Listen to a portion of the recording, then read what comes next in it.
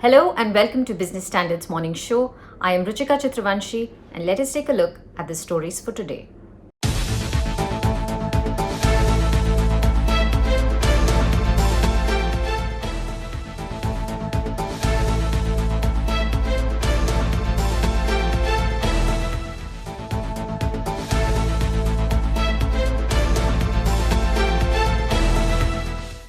After a stellar liquidity-driven run in the traditional accounting year that ended yesterday, India's equity markets entered Samvat 2078 with Muhurat trading last evening. This token trading on the bourses set the tone for the new Samvat year. So, how should we expect the markets to behave? And what will be the broader driving themes this year? And what will be the risks? Our next report delves into these.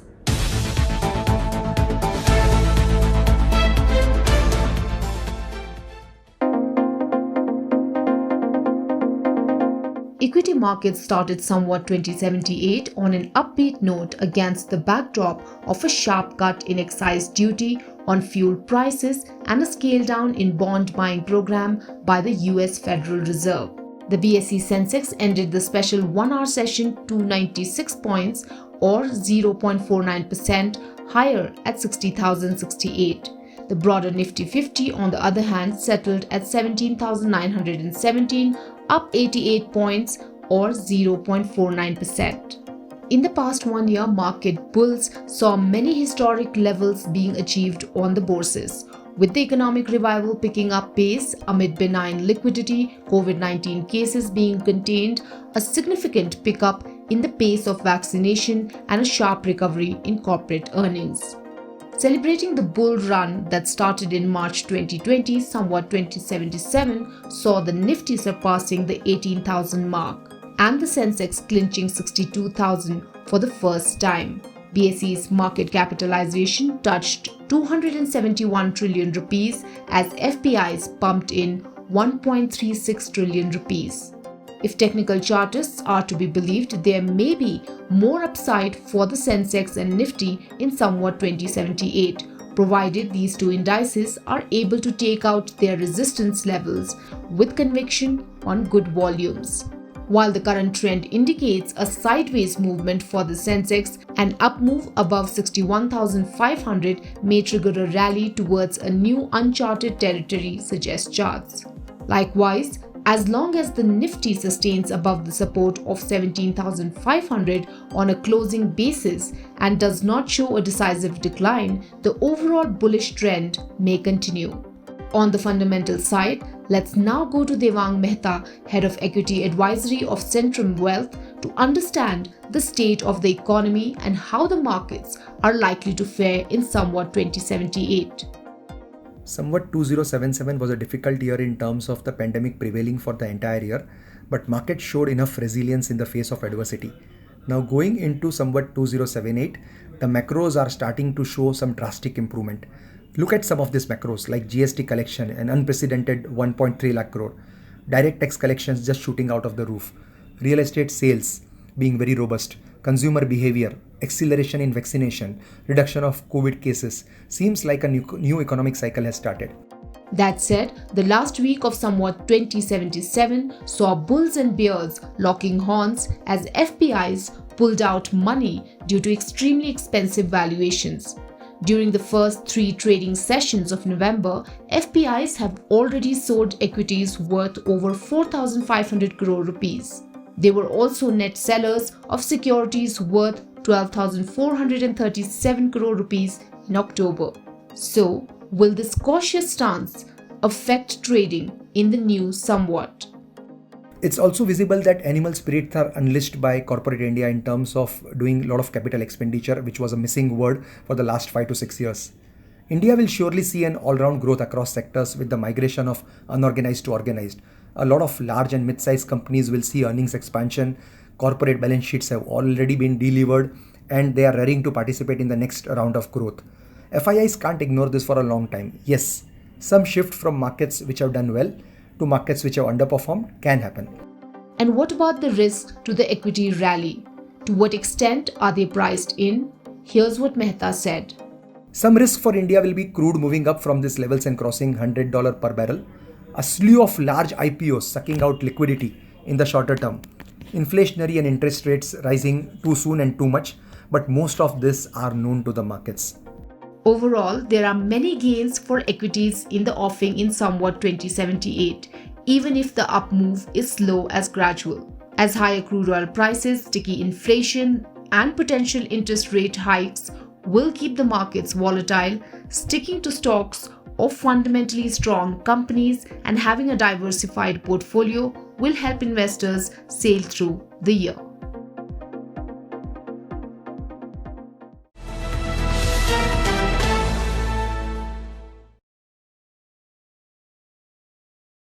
The shares of Indian Railway Catering and Tourism Corporation (IRCTC) nosedived last week, just hours after the centre announced taking half of IRCTC's revenue from convenience fee.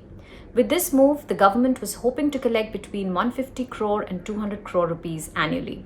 But the announcement led to a 29% drop in the PSU's shares and a market cap erosion of almost rupees 21,000 crore. Forced by this, the government made a U-turn within hours. Retail investors alleged that the government ignored the rights of the minority shareholders.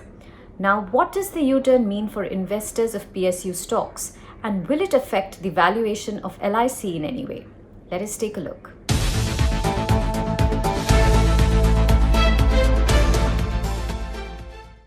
The Indian Railway Catering and Tourism Corporation, or IRCTC, charges a convenience fee of Rs 15 plus GST for bookings in non-AC coaches and Rs 30 plus GST for reservations in AC ones when someone books the ticket online. On Thursday evening last week, the government announced it would take 50% of the total convenience fees collected. The next morning, the shares of IRCTC nosedived, falling as much as 30% in its steepest intraday decline since 2018 listing. The shares recouped most of their losses and ended 7.5% lower after the government reversed its decision. This, in a way, signaled that the government would keep the interest of minority shareholders in mind while taking policy decisions with respect to listed PSUs. At present, the government's 67.4% stake in IRCTC is worth Rs 45,600 crore. Over the past year, the IRCTC stock, a favorite of retail investors, has gained more than 200%, though it is down 30% from all-time high.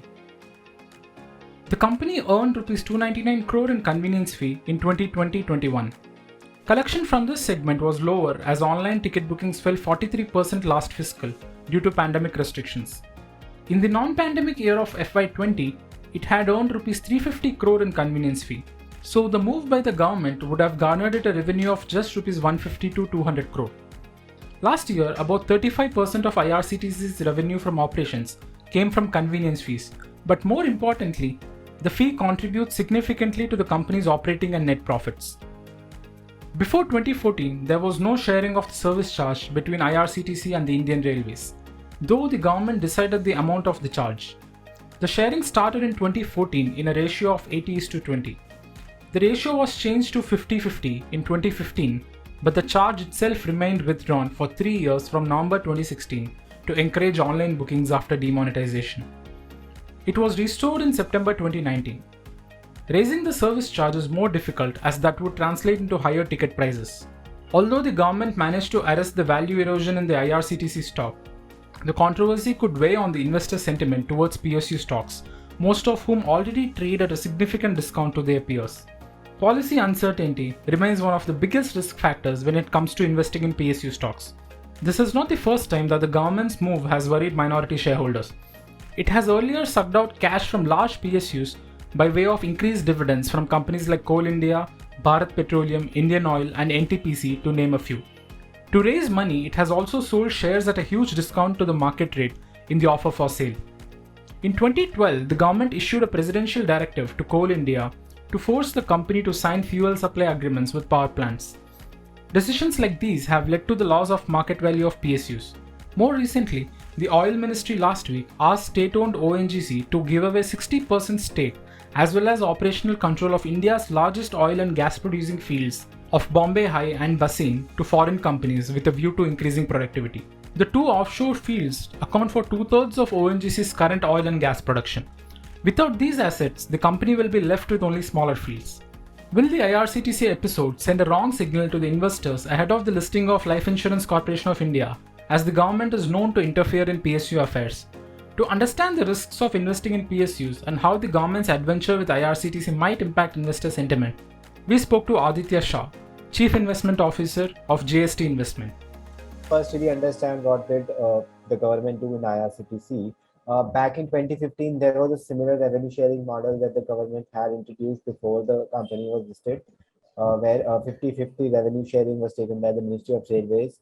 But it was ended in 2015 and 2016, where because you go to the capital markets and capital markets do not accept these kind of mischiefs that a promoter does, this was really ended.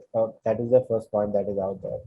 Second point is how does this would have hit the revenues since the government has now taken this back under immense pressure from the social media and the investor community. It would have taken off 30% of the revenue and ultimately 70% of the EBIT, that earnings before interest and tax that the company used to make. So it was a massive hit for the company. The valuations would have shrunk dramatically for the company.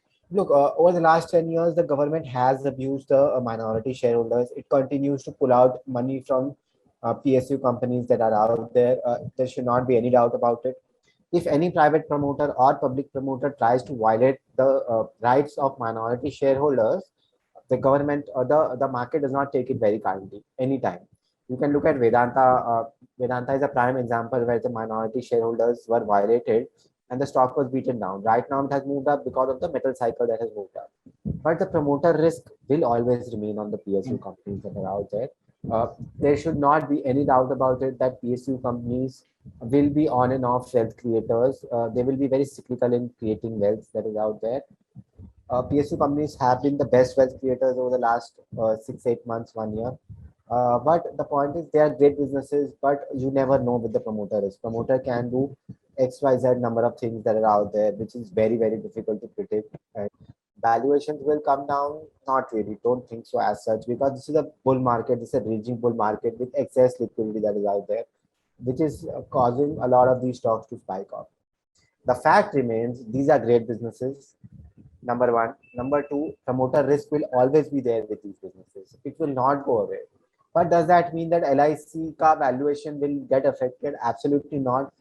LIC, this IRCTC fiasco should not be a problem as such for LIC, because LIC is the number one insurer in this country. When you come to life insurance part of it, the private insurers are coming in, but it will take some amount of time, at least next 10-15 years, for them to take away significant amount of market share from them.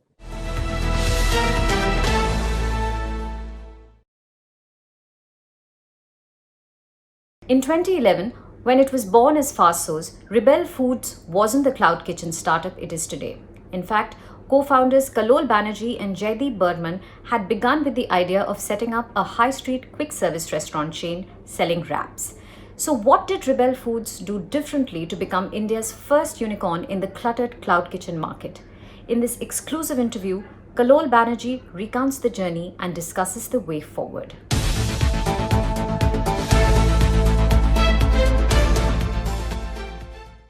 First of all, would like you to explain how Rebel Foods Cloud Kitchen functions. What is the level of automation that is happening inside your cloud kitchen? There are flat heating surfaces which will do, let's say, breads. There is an area which does, let's say, rice. So depending on what kind of food is being processed, that's how we organize it. All comes together in the brands. So when we make rice, rice is made in the same station for, let's say, a Fasos rice feast, as well as a Behrouz biryani rice. They're all different products, but that's how we are organized. With time, we are, as you keep doing new things, you cannot have, be adding more and more people. That's the direction that we take on automation.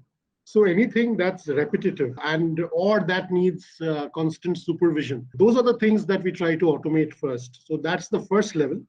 So we have done things like, we have an automated fryer, which you select what you're frying, and it adjusts its temperature to the right level, and it'll take the plunger down and it'll automatically pull it up when it's done. So it knows basically what it's cooking. So that's at a skill level in terms of processes.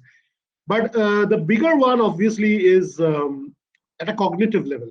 So, for example, if it's a recipe, what goes after what and how much of each ingredient to put, etc. That's something that's in your head. Now you can understand that the risk always is, you lose somebody who's trained, who's working there at a particular station. It's a loss. The next guy will come in, needs to begin, go up to speed and stuff like that. So increasingly, we are also thinking about machines which have this ability. We have designed, for example, a wok, which is basically a rotating tumbler, which, if you know about Chinese cooking, and there is this thing that you do like this, it's a stir fry, which is nothing but cooking at very high temperatures, but not letting the food be exposed to that high temperature for a very long time. So you constantly churn it. But it's a very difficult, it takes years of practice to do that. So what we did is we actually, this tumbler which rotates does the same thing. It controls, we control it controls its temperature, and it controls the oil and water that is dispensed. All that is automatically adjusted. But we have taken it one step further, and we have attached a video screen with an app to it. So now, if you have all the ingredients and you are standing in front of that machine and you select what you want to cook, the machine basically instructs you that now put this, now put that, and it does the finishing. So that's the direction. What goes into making a good cloud kitchen business? A lot of people think about cloud kitchen and think, oh, it's low rental, so it's a great model. But it's actually, that's just 10% of the story, because while it's low rental, but you have to pay delivery charges, right? Delivery commission, delivery charge. That more than makes up for the rental. In a sense, the opportunity that a cloud kitchen offers is that you can be relevant for more than one customer missions. When I say mission, basically when consumers go out to eat, depending on what the occasion is, it's a different mission. So for example, you are at home right now, and if you want to order lunch, that's a very different food consumption occasion from, let's say, on Sunday when there's the India-Pakistan match, and maybe you'll be watching it with friends. So that the mission is completely different. It's delivery only. So there is space to be relevant for more than one mission. So you can create multiple brands which are targeted for specific consumption occasions. So all of this only works when you understand digital branding, when you understand, because again, your entire branding is digital. Customers are not visiting your restaurant.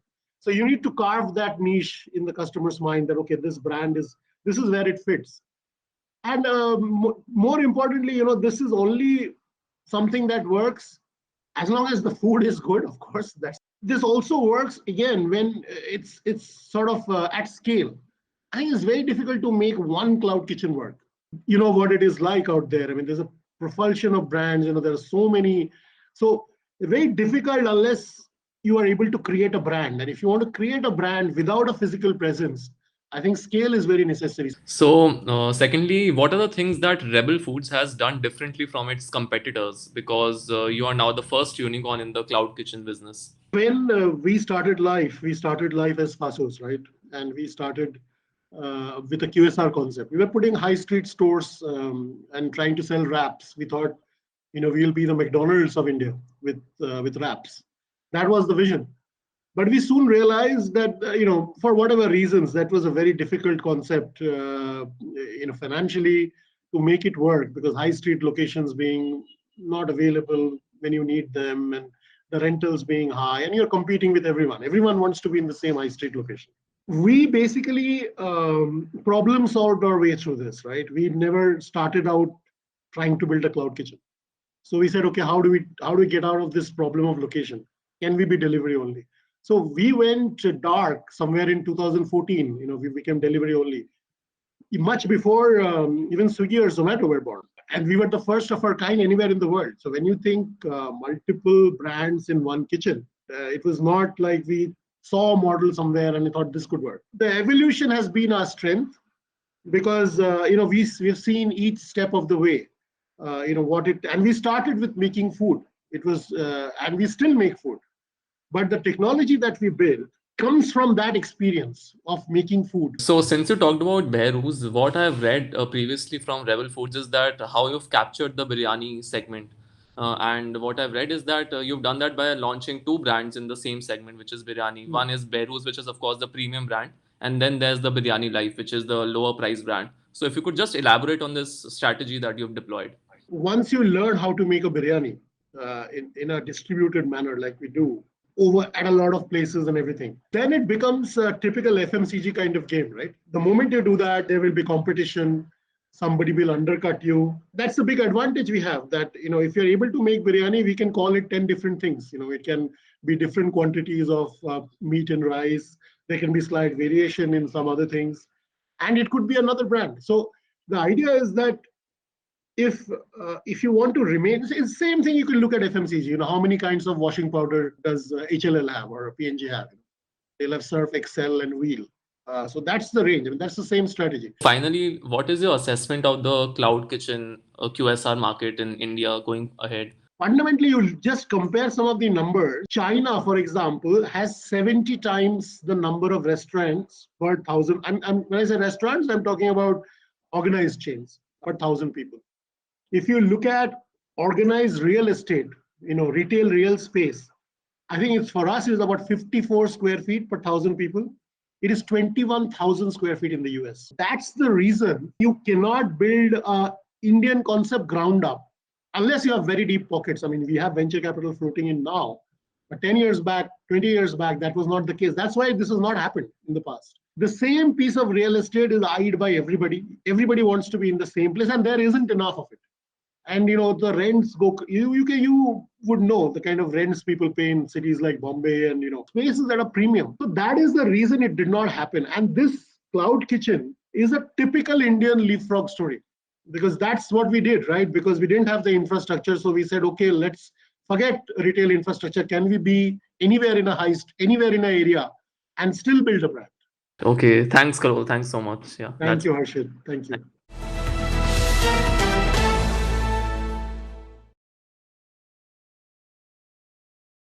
Today, wearable headsets are bringing down the walls between physical and virtual worlds. You could shut out the physical world around you and take a ride through Hogwarts on a dragon, or you could find digital arrows overlaid on the building in front of your eyes to help you navigate better. Let us understand the difference between three path-breaking technologies with infinite possibilities.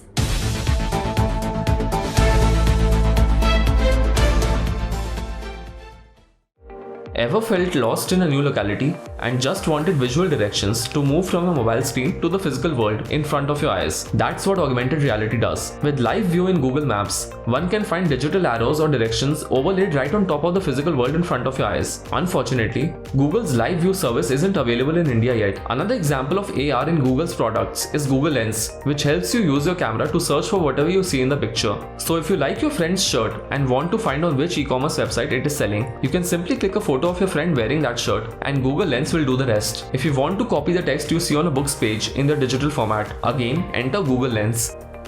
Virtual reality, on the other hand, can be described as AR's more sophisticated cousin. It can bring you anywhere, helping you experience things, events and places as if you were actually there. It can bring the user into a number of imagined environments, such as the new gaming galaxy, or to Antarctica to walk through a penguin colony, or even on the back of a dragon. Thus, VR completely shuts out the physical world that is around the user. VR does this by requiring people to wear headsets that seemingly transport them to another world. VR is often used in video games and movies to give users an immersive experience. In the case of video games, users experience playing with the point of view from inside the virtual world of the game.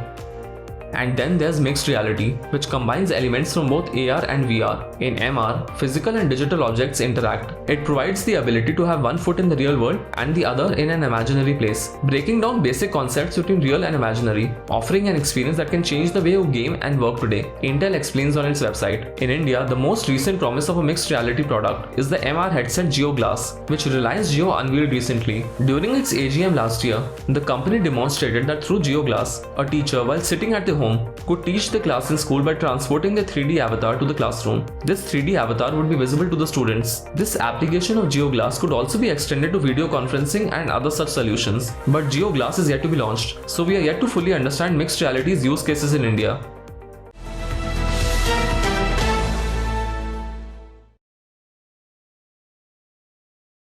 That's all we have for you today. We will be back with more news and analysis. Stay tuned. and thank you for watching.